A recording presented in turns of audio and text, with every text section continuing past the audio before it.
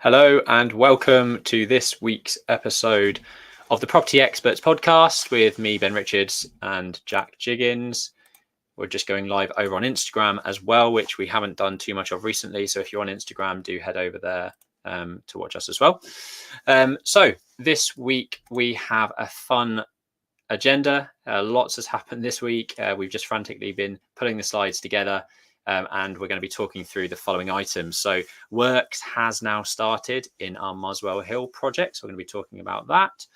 Savings on utility bills. Jack and his team at Central Suites have just made huge savings on their HMO portfolio to the tune of like a 50% slashing of their utility bills. So tune in to find out more about that. Why we're targeting finance networking events. I know a lot of you property people to go to a lot of property investor events, and I'm going to be talking about why I don't think they're actually very good for you. So tune into that. We are going to be talking about picking an agent locally and how we go about finding the right agent for us. MIPIM is coming up this month, actually. 2 weeks' time. So if you are around about in Cannes, the south of France, do get in touch. We'd love to meet you. Number 6 is Marlow. Our strip out is complete, and I'm going to be talking you through the importance of doing the strip out as soon as you get the keys and the benefits of doing so. Jack's been doing some analysis on his HMO portfolio from a solar PV perspective, looking at the return on investment. So find out the findings on that. And we've also had a bit of a shambles on the old maltings where we may or may not have cut off a Thames Water pumping station serving 29 houses. So a little bit on the clusterfuck that's going on there. Number 9, revaluing properties for accounts. We have a massive group structure now, and revaluations for our real estate assets is becoming a handful. So we're going to be talking through sort of some of the learnings that we've found and the processes that we go through for revaluating properties in terms of their actual asset value. And then we commenced Boardroom 2.0 this week, which is very exciting. So we're going to be talking a bit about how you could get involved in that potentially and the fun that we had on Wednesday with our new Boardroom attendees. So amazing. And actually one more, number 11, forcing offers on sales. I've no idea what this is about. Jack's going to be talking through his thoughts on this. So I'm intrigued to find out what he's got to say.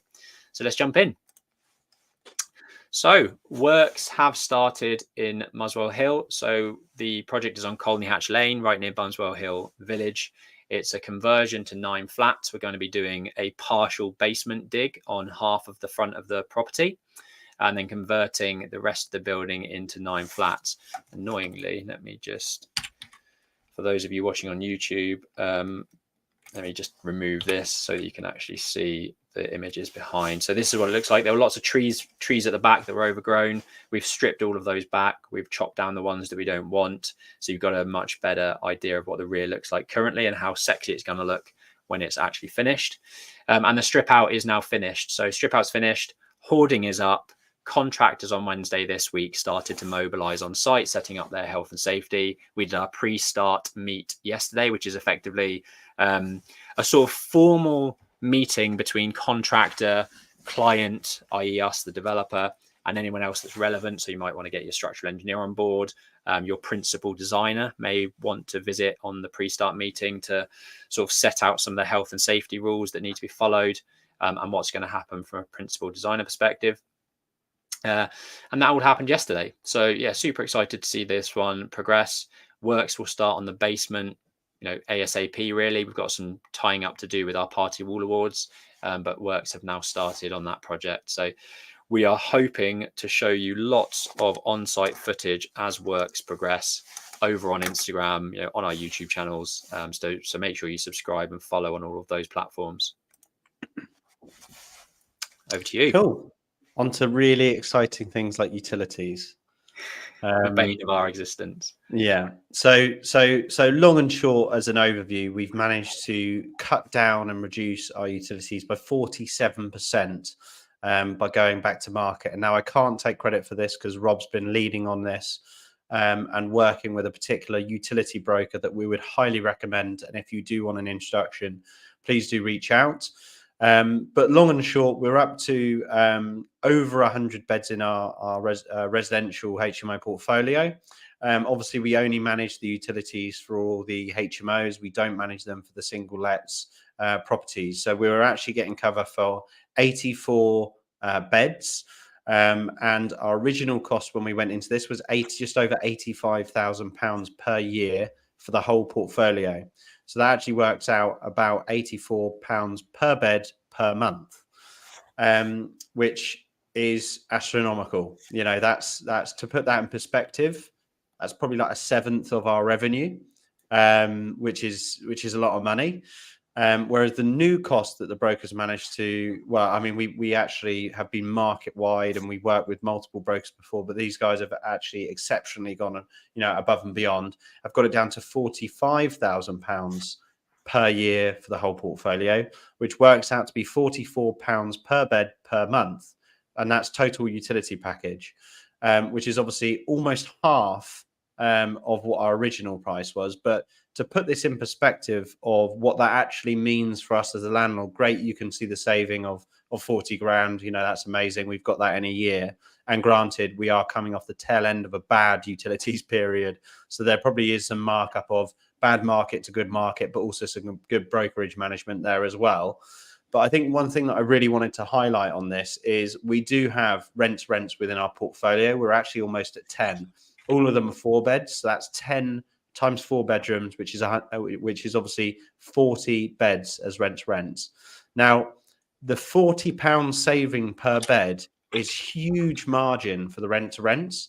So if you're not doing this within your portfolio, regardless for your HMOs, definitely if you're in the rent space, because the margins are so thin, we might be making £300 to £600 per month, and a good case for a rent. If we slash each bed by £44, which works out to be £160 across the property, that might move our margin from 300 to 460 or 600 to 760. So huge margin profit change there for rents if you do have a rent portfolio.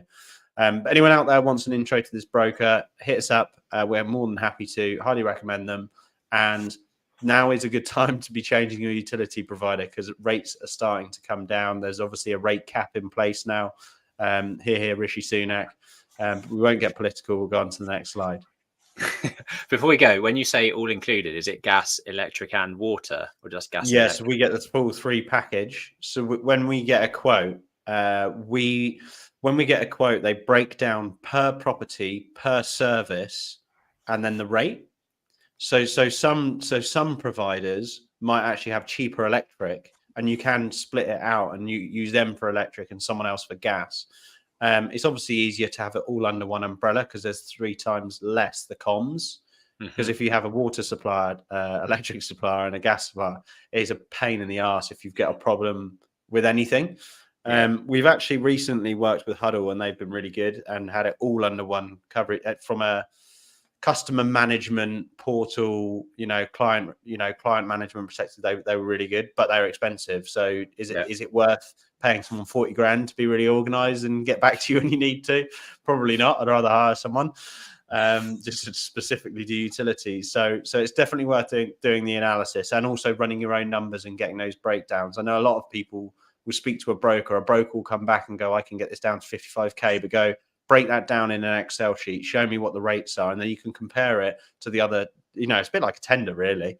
You can compare it to someone else and see where their electric's are, and you might then be able to push them on their electric and say, I've got it here elsewhere, and they might want to then price match their electric, but their gas was already cheaper, so you've got a cheaper rate overall. Nice. Good stuff. Number 3. So I mentioned in the intro why going to some property investment events probably aren't good for you or right for you if you're a growing property developer. And the reason behind that is, we've done a lot of it. And to be honest, we started going to a lot of these events, and we have found investment partners throughout the years, but they are few and far between. And if, like us, the only thing you really need in your development business is money and investment, when you're going to property investment networking, seminar events, most of the people in the room are you. They're all looking for money. and there are very few people in the room that actually have, investment capital ready to deploy, looking for projects. So by getting yourself in a room of financiers, lawyers, tax specialists, high net worth individuals, family offices, funds, you're just going to give yourself a much greater chance of finding larger pools of investment for your developments, and that's what we're now starting to do. So this week I went to a London Connector event, random one actually. I've never been to one of these events. Somebody messaged me on LinkedIn. I clicked through to it, saw some nice looking opportunities and events, and went to Mr. Fogg's in Soho this week to speak to probably the best part of 50, 60 potential investors. I mean, it was a real mixed bag. We had some tech investors. There were some high net worth individuals, some family offices. There were what was he doing? It was a life sciences, like biotech, like a biotech investor. A guy from Portugal who's bringing like chunks of 500 grand over to the UK because they've got a visa system that basically means if you invest 500 grand, you get a golden visa, and you're basically paying for a visa for the UK. So yeah, some really interesting characters, and lots of money flying around. And effectively, the more money in the room, the more chance that some of that's going to come to you if you continue to do the good networking and build the relationships that these things are set up for. So yeah, we're now going to be looking more at sort of family office networking events, these types of, business networking events in private members clubs in London, because you are going to be surrounded by the type of people that you probably want investing in your projects when you get to the sort of scale that we're looking at. We've raised £14 million worth of equity in the last 6 years, but that's been done very slow, very individually, lots of coffees, ranging from 100 grand to £1.5 million worth of investment and everything in between. But it's, we're at the point now where we want some deeper pockets that can almost come in on the sort of XP group level. We're talking sort of tens of millions really to invest and help us create the pipeline that we want to create. So yeah, these types of events for us are going to be way better than going to your property investor networks and your PPNs and all of these places where fundamentally every other person's probably going to be a deal sourcer. And there were 2 deal sourcers at this event, and you could spot them a mile away. And I ended up saying to them, if you're coming to these types of events, don't call yourself a deal sourcer. Don't say that you do rent to rents. Don't, you kind of, from a professional background, coming from a professional background in the sort of architecture, the design, the construction industry, that term doesn't exist. These are all real marketing spins that have been put on by property investment platforms and educational platforms. Just call yourself a land agent, an agent, something like that. Not a deal sourcer. It's not really a thing in the corporate world.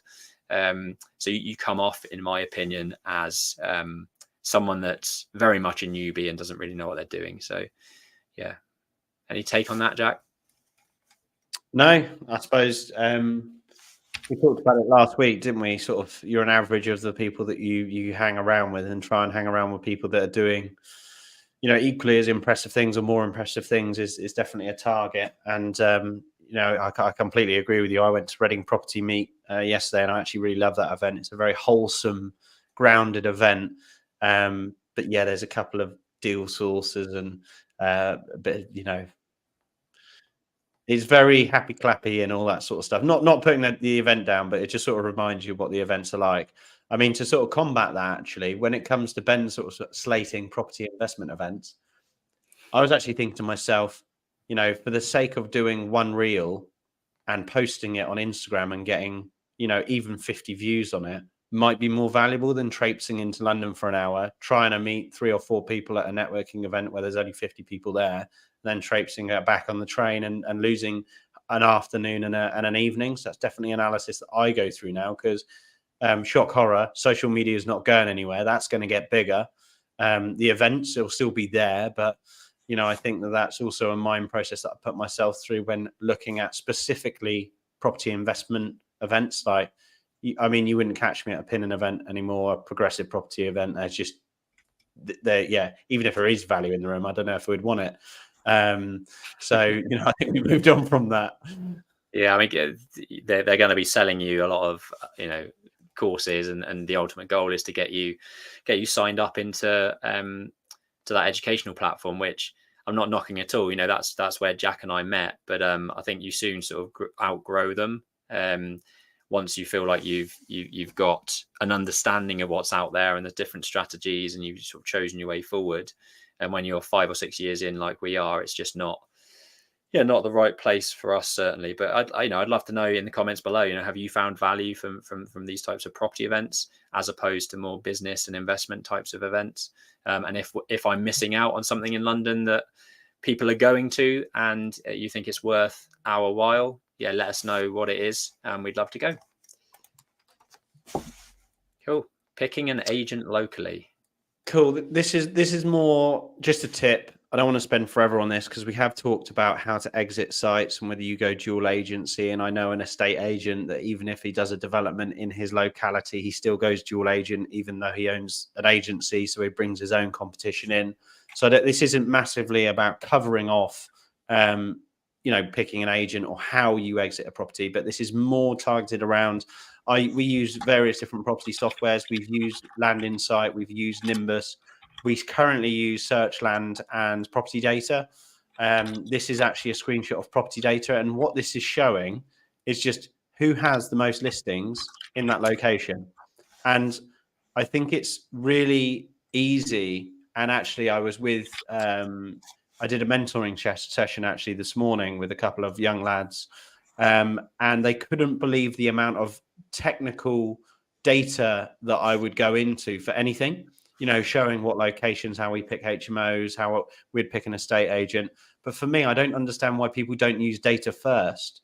It's a bit like NASA sending a rocket up and there's one survivor. And rather than actually looking technically at what went wrong of the air pressures and the fuel lines and the machines, they just ask the person that was on there what went wrong. Like it's an opinion is great and you get a feel for agents, but look at the data, who is trading the most stock in that location, because there must be a reason that they are. And if you want to sell something, obviously there's branding and does it fit that type of product where it's a budget house, mid-level house, premium house, that comes into consideration. But the reason that I brought this up and I actually talk about forcing an offer is we're back in the market with a property with an agent that's been on it for 4 to 5 months, and we're actually pulling away from them. And we did this research and they've been overtaken in multiple areas on this chart. So it just goes to show that there's been their competitors are overperforming of late. And it gives you a really clear snapshot of who knows their stuff, who's actually delivering on sales of properties like in the current market. And you can't get this data in a normal business. Like if one of our clients wanted a survey, they can't find out who's doing the most surveys in Henley. Use this tool. You can find out who's selling the most houses in your location. So use it. So just top tip and a bit of a push towards property data. But I think it's great to look at data like this and actually making a decision on just the numbers alone. And when you say property data, you're not just saying property data. You're talking about the website, property data. Yeah, propertydata.com, which is the software. Cool. Yeah, and I think the main reason is because I'm a people's person. I've got an estate agent in Henley who I think is great, but he might be the worst seller in Henley. It's kind of like if you don't know, so it's just going off the numbers, and that's enough for me. So nice, like it, and thank you, Taylor. I do agree. Baker Street Property Me. If I was going to go to one event every month, it would be that. I think the main reason being that there's 300 people in the room instead of 50 to 60. So yeah, the sort of the chance to meet more people that propel you forward is higher. So yeah, definitely.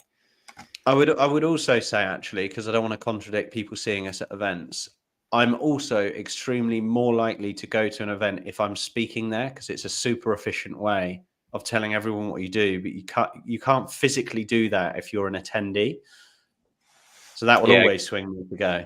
Yeah, I think some events you go to will give you the opportunity, like Brendan's event, there'll be a 20-second, opportunity to stand up at the front and tell people what you do. If you're not doing that, I know it's frightening for some people, but you are missing out massively. And just like Jack said, if you've got 60 people in the room, you might get to 7, 8 personally, like one-to-one, and have a proper chat.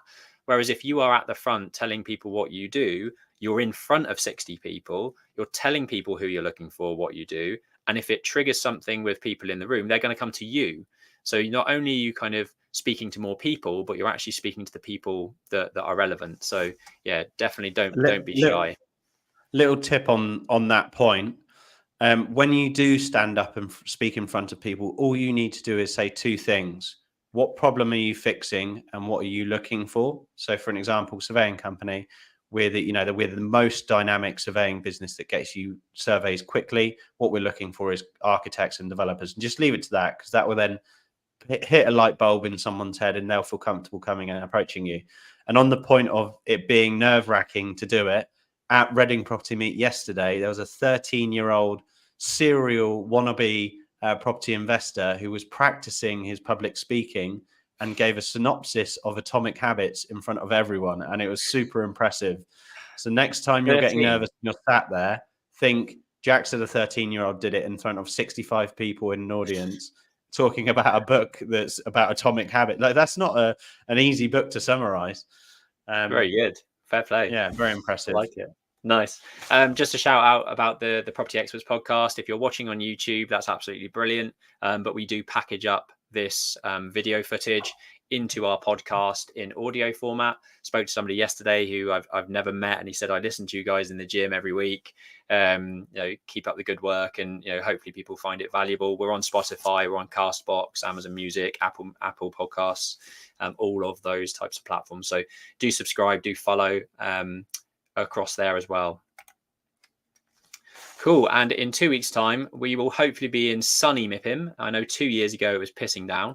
Last year when we went for the first time, it was gorgeously sunny. Hopefully we get more of the same next week. But we're going to be in Cannes for MIPIM, which is one of the biggest real estate events in Europe.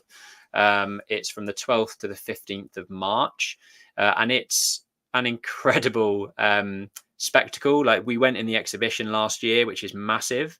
We've decided not to go in the actual exhibition this year because we felt like the people that are in the exhibition, on stand, speaking, promoting themselves, they're really big players. It's kind of real big business that is not really our neck of the woods.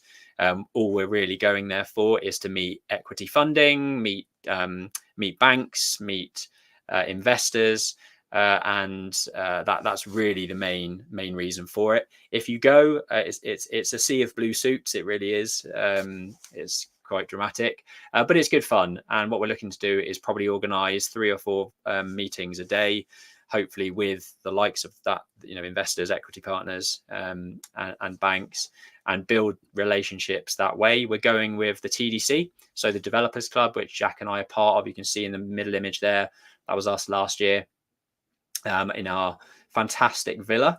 They have certainly upped their game this year. It's a 20-bed villa, I think, just outside of Cannes. It's massive, got its own pool, cinema room, pool tables, and we're going to be staying together. So it'll be a real sort of amazing 3 days of building relationships, meeting new people, and hopefully finding some investment for XP Property Group.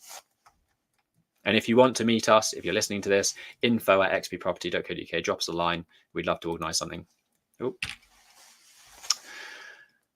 And on to Marlow. So we've stripped out, which this is a former dance studio and office, which we're converting to 8 flats. If you're looking on YouTube, it looks a mess. And this is what it looked like about a week ago. It was an absolute state. They've stripped everything out. It was all outside because we had to use a weighting load to remove all of the debris and all the stuff that they stripped out, because there wasn't any space for a skip. So logistically a bit of a nightmare, but the guys did a great job. It's now fully stripped out. We have a tender package completed, and that tender package is, if it hasn't gone out today, it will go out early next week to a couple of contractors to get a price for the main contract.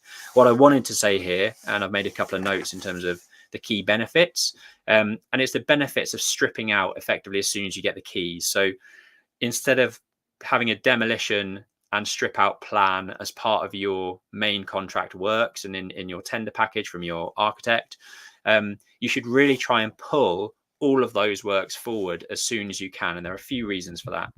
One being business rates. So this is a commercial premises.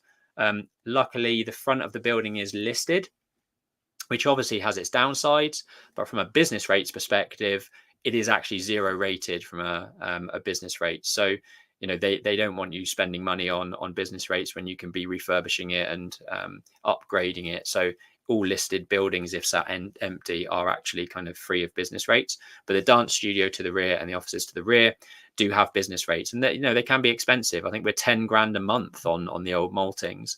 So as soon as you can get in there, strip it out, make it uninhabitable, you can then apply to the VOA to stop your business rates and get rebates before any date from finishing that strip out and making it uninhabitable. The other great thing of doing a strip out early in the process is that you can actually start uncovering really useful information for your architect and your engineer. So once it's stripped out or it's halfway stripped out, get your engineer and your architect on site, have a look at those nitty gritty details that might have been covered up with boxing or the ceilings covering the structural details, and your structural engineers having to make assumptions. Assumptions always mean extra cost and changes. So the more finite things you can find out whilst you're doing the design work, the better it's going to be, because your structural engineer is going to give you an actual way of doing things. Yes, we need this beam here. Yes, we need this beam there. We don't need X, Y, and Z because we've uncovered the ceiling joists and they're going in this direction, not this direction. So all of these things are amazing to get your tender package complete, so that there's fewer changes when you actually start the works, and if you hadn't done the strip out first. The other thing you can do during the strip out works, if you're not stripping it back to brick or stripping out absolutely everything, you can also do some investigation works at that point as well. So again, for your architects and your engineers, those investigation works will be absolutely great to get rigidity really and certainty on the design work that they're doing. One thing that we found over the last 5 schemes, and we've done a lot of strip out in the last 6 months, from a costing perspective, and hopefully make a note of this if you're listening, a soft strip of a space, maybe around about £4 a square foot to actually get a contractor in to do. If you're going back to brick and it's a bit more complicated and there's bulky waste removal and difficult logistics with skips, etc., you might be looking at somewhere around £7 a square foot. So just a real kind of baseline. I know, to be honest, we've made the mistake a year ago, 2 years ago, where we've underquoted for how much the strip out works may actually cost. So now we've got a greater handle on what that is, and that's the sort of figures that we've been looking at. Cool. Solar on HMOs. Yeah, so we haven't actually to date put any solar on any of our HMOs, just purely because we haven't had one where we've had to do any roof work. So it's actually extremely unlikely that we'd have scaffolding up on site. But we do have scaffolding up on site. Well, it's going up on Monday on our 7-bed in Wallingford. It's a bit of a higgledy-piggledy building. So it might be quite interesting trying to get flush panels on a roof that's bowing and bending and got full of character, I keep telling myself. But in reality, it's just a fucking nightmare. You're going to need planning permission as well. Because it's listed, yeah. Yeah. Yeah.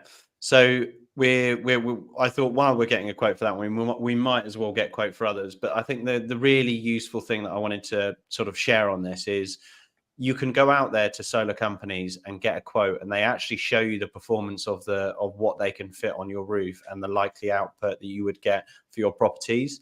And we've already talked about what you're getting your new utility rates to at a kilowatt value. So I would definitely recommend, even if it's just a quoting process, go and have a chat with your a specialist. Happy to introduce you to one. We've actually found that we could, Ben, you can go on to the next slide.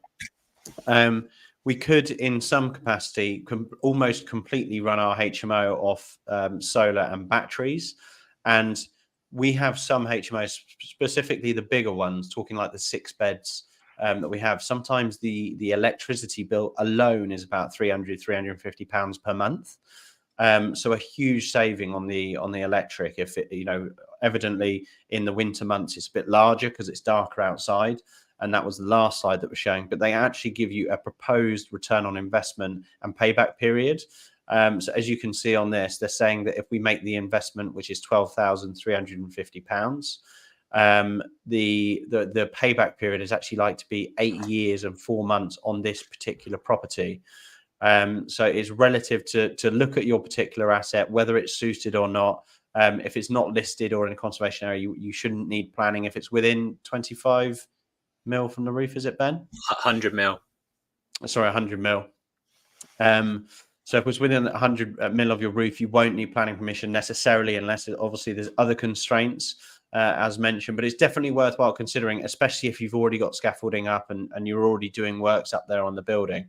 I'd highly recommend it. And what we've seen of late, this saving, although you look at a return on investment for the solar, one thing I'd highly recommend is actually look at the return on investment on money in your business, because £12,350 isn't a lot of money as opposed to other stuff that's happening in central suites.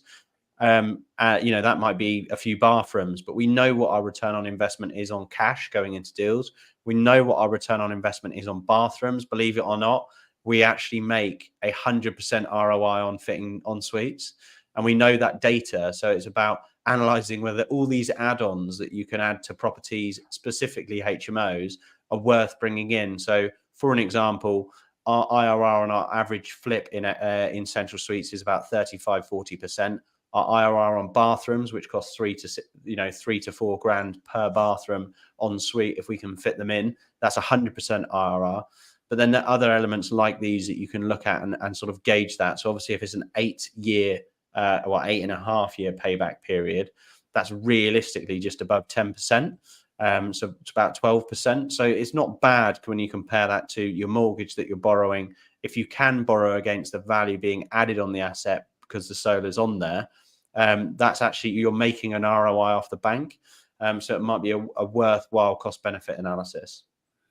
Yeah, nice. I did a bit of research on this when I installed them in my house. You mentioned about scaffolding. If you are putting scaffolding up, it makes installing the PV so much cheaper. I found that 25% of the cost of I think mine were about 9 grand or 8.5 grand, and about 2 of that was actually the scaffolding. So if you've got scaffolding going up anyway, the actual panels are super cheap. Like each of those panels is about 150 quid.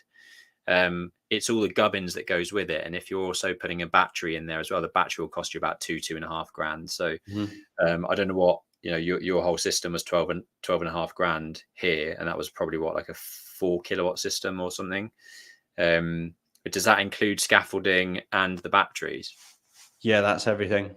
Yeah, cool, nice. Rob says, do you know if it would be more likely to compress the yield if you sold the portfolio? I mean, I kind of think it would. Like if it would, if if the incoming buyer knows that they're getting free electric and that's an overhead that they don't have to spend, surely it is going to help kind of increase that value. I mean, we're talking about two things here, aren't we? We're talking about higher value from an attraction perspective. Is it more desirable because it's more energy efficient? Yes. But then if you've got an investment buyer, they're going to be looking at you're going to have an operational cost in there. So the operational cost is less. So the value will be higher of nature, because every RIC surveyor that I've ever met that values HMOs, which by the way, I think is completely wrong, is they value gross rent. This is on an investment yield valuation. Gross rent minus 25%. Why it's 25%, I've never been told, because none of our assets operate directly on 25%. Some are lower, some are higher. Most of them are drastically lower because we have the management in-house. But even if you add 15%, then that's assuming 10% of your gross rev is on op costs. So that's all your utilities, council tax, and all things like that. And then they multiply it by the yield. But if you could prove an asset is more efficient than 10% of gross rev in costs, then yeah, you will probably get a better value for it. We actually, one of the houses we bought in China has actually got PV, and I think it's got a bit of value to it. Now we're selling that house, but definitely for HMOs, because basically you're selling someone commercially. And, if you were selling a business and you said, we've reduced the cost by 3%, you're going to love it, aren't you? It's higher profit margins. That's it. I do remember when I was researching for my house, and there are a number of articles that sort of said, it almost instantly adds 3 to 5% to your house value. And that, in an area like where we are, it's high pound per square foot resale. Like it pays for itself just straight away with that sort of, I guess it's quite a fluffy thing and not data driven and kind of investment, but it's just the sort of the perceived value of having that on there by people is, increasing the value of your property. But yeah, interesting. Yeah, whoever's going to buy your house is probably nicknamed Mr. Tesla. There you go. I mean, I still don't have it all set up properly and connected in, which is my bad, but at least we're saving on the electrics. We fucked up this week. Well, I mean, I say we fucked up. It's really an unforeseen and something that never really should have happened. But the left-hand image, if you're looking, is a Thames Water pumping station. That green bin, bin that's open is all of the gubbins behind it. But the grill on the ground, where you can see the feet, is basically a big underground silo, really. Well, yeah, kind of. It's a storage thing. So basically 29 houses and all of their waste go into the cylinder that's below this grill. And we shut off the power to it last week. Or actually, it was actually the week before. Because we are doing the strip out, obviously, of the old maltings. It's almost, it's pretty much finished now. And the electrician, just like we asked him, to be fair, cut off all of the electrics. We're redoing everything. And it turns out that this cable on the right-hand side is the Thames Water pumping station. We had absolutely no agreements when we purchased the building, and the previous owners also had no idea that it was connected to our building. But we've had Thames Water kind of suggest that they'll come and claim for every time they have to come out and pump out the stuff manually, and we need to get the electrics on straight away. But I guess it's just a note for everyone to absolutely check.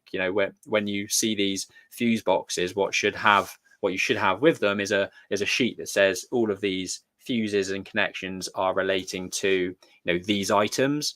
If you can't quantify or sort of locate what those items are, you might want to sort of check what they are first. It did say sewage plant, but why wouldn't we think that was just for our unit and not necessarily the 29 houses that surround it? I mean, in hindsight, how would you ever know where that went to or what it did? We wouldn't. And at the moment, I feel like it's not our fault at all. One, we didn't know and didn't have any papers or any agreement sent to us through the legal process, which, from my perspective, we're certainly going to go back and claim something for. We're spending $4,000 now putting a temporary connection in to get this pumping station up and running. We shouldn't pay for that. It was a housing association that owned the building before. They actually own the houses surrounding the property as well. In the CPSE forms from them, when we went through the solicitors, there was no mention of any agreement with Thames Water for them to use our electric. If they are using our electric, they should be paying for it. If they are paying someone, it's certainly not us. I feel like there's conversations that I'm now having with both the housing association and Thames Water to understand what the hell's going on and what provisions can be put in longer term to actually keep it up and running. It's going to cost, if Thames Water went to get a new connection specifically for that, it would probably cost them 10-12 grand. Okay, well, why aren't they paying that to us? Or at least agreeing that the electrics is being charged back and coming to us rather than nobody. So bit of an interesting one. An unhappy Thames Water operative on site last week, but it is what it is. We're fixing it, and then we need to understand the legalities of where we stand for the future.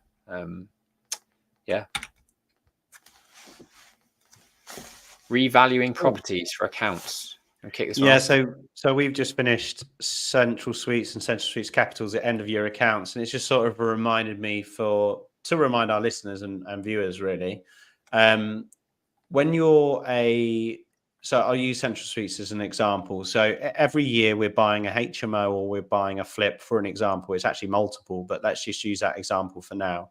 The HMO will fall in as a fixed asset because we plan to keep it and we plan to hold that.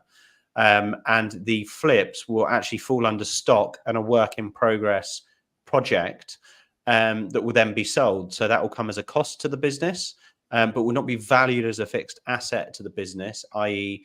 Profit or capital reserves until it's sold, or capital reserves until it's potentially then a fixed asset. So the reason I'm sharing this for you is for a number of reasons. Is because one, you want to show the fair value of the business and actually the business that you're generating. So this needs to be accurate and supported. It might be common that your accountant would ask you to actually get a RICS valuation to prove a value of an asset. And if you've got loads of little houses, that may not actually work out valuable for you. But what you can do is ask a valuer that's already been to site just to do a desktop appraisal for you and prove that there's a RICS chartered valuation. They've already been to the property, they're carrying out a desktop valuation, and great, it's gone up with capital appreciation, or you've added value to it, or whatever it may be. The difference between fixed asset and stock is if a property is being held. So for an example, we've delivered a flip, then actually decided to hold it, and that needs to be moved from a stock to a fixed asset.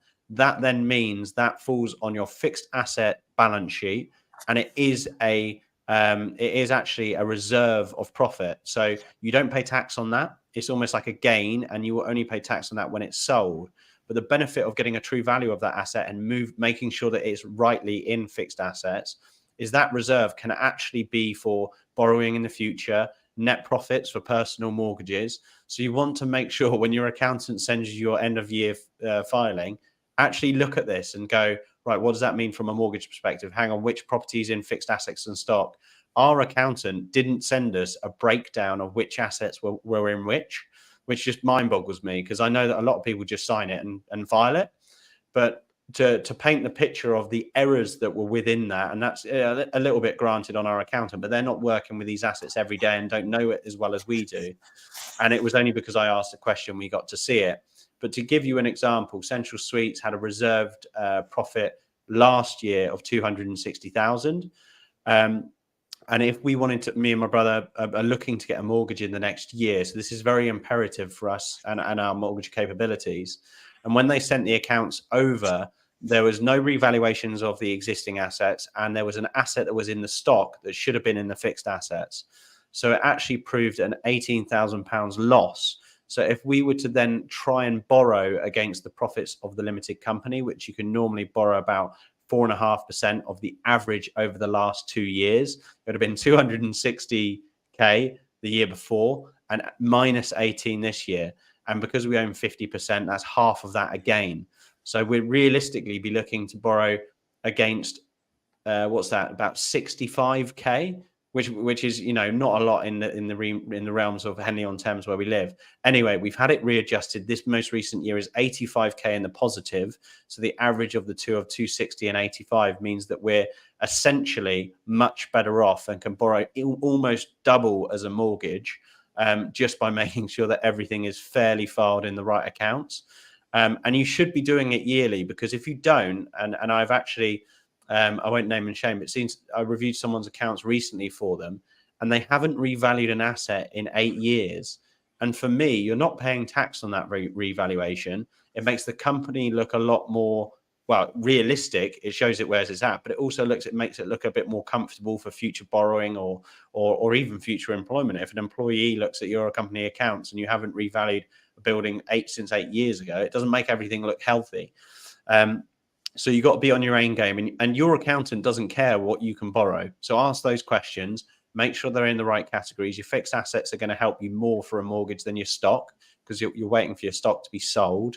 And what we're actually in discussions about in Central Suites is opening a new entity so that our stock is in a completely different limited company, because every year our stock expenditure brings down our profitability in central suites, which again would help us with borrowing. So all these things are worthwhile thinking about, and you can speak to an accountant to get a bit more insight on this and make sure that they're under the right category.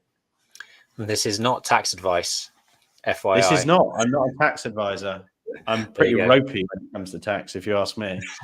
I think you've explained that pretty well. I mean, it's a very, very complicated process, and we've obviously been going through this with our social housing portfolio to try and make sure everything's tied up. And when you've got 14 assets across 7 different businesses and you're trying to balance everything up, and it does become a bit unruly. So making sure you've got an accountant that fully understands your business, because like Jack says, what we've always found with accountants is they may well be great, but they just don't give you enough time or sit down with you sort of on a quarterly basis enough to fully understand the ins and outs of your business and each individual project. You know, as far as they're concerned, it's a name on a spreadsheet or a number on a spreadsheet without really understanding the process that you've gone through. And that's so fundamental to getting these things right. So make sure you sit down with them on a quarterly basis at least. Cool. Boardroom 2.0 commenced this week. Super happy to get some new fresh faces in the group, as well as seeing some of the old crew that have been with us for over 3 years now, I guess, since lockdown. And yeah, these Boardroom events are sort of half a day a month, where we look at the sort of goals and achievements of each individual. We do some hot seat deal clinic. So we had about 5 projects, I think, this month, which is great. Rattled through them. Month, yeah, which is great. You know, I feel like when you're a property developer, property investor, you learn best when you're actually in the trenches looking at an individual deal. So when you can tangibly see the deal and the figures and the location and the constraints, and you're talking it through, I feel like there's huge amounts of value when you do that in front of the group of people. Everyone's chipping in with their own different viewpoints. You know, the room has an ex-lawyer. We've got a structural engineer. We've got, who else have we got? Civil engineer. Strategic land director of a real mixed bag. So different people coming at things from different angles and knowledge and experience. And that just means you're gonna think about the pros, you're gonna think about the cons, and you're gonna come up with a scheme that's probably more optimized than just looking at it by yourself. So, you know, if you're interested in joining, do get in touch. I don't know if we've got maybe a few spaces left, squeeze a few more people in. Yeah, a couple. Yeah, I mean, 1, maybe 2. Maybe 2. Yeah, so do get in touch if you want some more details, and we can send you the brochure for that. But super excited about the year ahead. Some really some people that really want to sort of propel themselves to the next level, really grow their property development businesses. A couple of people that have kind of dabbled in property project by project, and this is something that we touched on within the meeting. You know, Jack and I have sort of built XP Property from, you know, just doing 1 project or 2 projects here or there to actually building a business around it, building a team, building a systems, processes, building a brand. And some of the people that have joined the boardroom are looking to do just that. Forcing offers on sales. What a word for a Friday. Forcing. So I'm actually touching on the property that we mentioned earlier, where we're actually moving to a new estate agent on our property in Chinner. Fundamentally, we have had the classic case of sold a dream, put on Rightmove, they open the door, which is nice of them, but there's nothing else. There's no additional services, negotiating, outreach, going the extra mile. It's been very, we know the game. We've been sort of pushing them, and this frustrates me about some modern agents that just aren't pragmatic or doing or trying new things. But anyway, we're looking to relocate agents, and we gave them a grace period to contact all of their inquiries that they have had and basically force an offer. So there's people that have viewed the property that are in a chain and they haven't had they own their property, they haven't had an offer on their property, and we were just pushing to say, bring us an offer, even if they still have to take an offer on their place, so that we know where we stand and we know what we're going into the new agency with hereditary holding a sale. So what I mean by that is the existing agent has obviously done some work. So what we're saying is get everyone to a point of offer, that you can. We'll take that offer on board. We'll go with a new agent and tell the new agent that we've already got a couple of offers, but they're not proceedable. We're still waiting for their property to be sold. If that door opens up, the agent originally benefits, but it also gives you some healthy competition for the new agent and primes them that there is interest. Now, coincidentally, we got an offer at almost guide price, but the buyer hasn't yet sold their existing property, which is a pretty good position to be in. Now, this wouldn't have happened if we didn't relocate to a new agent and force them to go back to all of their contacts and call them around and say, this is your final stab, basically, because the agent thinks it is, because they're losing their fee because it's going to a new agent, and the buyer doesn't know that. So it's using a bit of one of my favorite, mine and Ben's mutually favorite entrepreneurs, James Sinclair, says, if you had a gun pointed at your head, would you get it done? And this is the case. Now they're losing their fee. They've gone out there and strummed up an offer within a day. So be forceful with these and make them go out and get you an offer on your property, even if that buyer needs to sell their property. Why not make an offer? At least we know we're in the right ballpark. If they go under offer tomorrow, we're happy days. Yeah, I've had some pushback on one of our sites from the buyers on this, where I've said exactly the same. They love the property. They want to make an offer, but they don't have anyone secured. And because they don't have anyone secured, they don't want to put anything forward. And I'm like, well, why not? Like if they find a buyer for their property and they put forward an offer that is useless and we're never going to accept, then they've kind of wasted their time. So why wouldn't they just put a figure down and also, if they put a figure down and we're okay with it and we go, we're not holding it off market for you, but if you get a trade, yours is done, it's that, complete, you can have our property. It just saves time for me. Yeah, definitely. Good point. I just wanted to also promote the latest video tour on the Aura YouTube channel. Obviously, if you've been following us, you will know it's one of XP Properties projects. It's our Thames St Andrew's Court project.